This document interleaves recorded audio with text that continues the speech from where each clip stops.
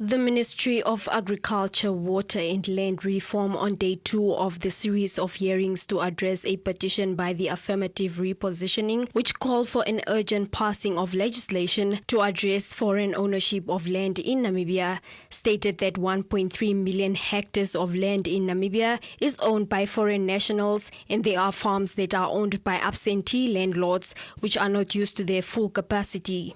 We know that there is land, agricultural land, which is owned by non-Namibians or foreign nationals. And some of this land was only not bought maybe when Namibia became independent. It was owned even before the country got independent. And in summary, the combined size of about 1.3 million hectares of land is owned by foreign nationals currently as we speak. The distribution for foreign ownership, we have different people that own land. We have the Dutch with about 4,000.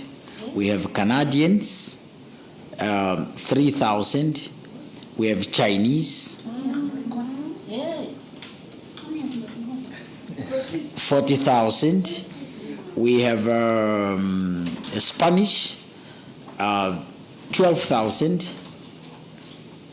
We have Italians, 13,000. We have British, 13,000. We have the Swedish, 42,000, and then we have the Germans, 629,000 hectares, and then we have South Africans, 349,000. The ministry further provided clarity on the two acts that govern land rights and access to land in Namibia, one of which, the Commercial Agricultural Land Act of 1995, is under amendment. The Commercial Agricultural Land Act, Honorable Chair, Honorable Members, that in its current form does allow for foreign nationals to... Honorable, are you posing a question? Does allow for, maybe you can open, does allow for foreign nationals to own land, but on application and by consent of the minister responsible for land. I must also hasten to say that the Commercial Agricultural Land Act is under amendment, it's under review.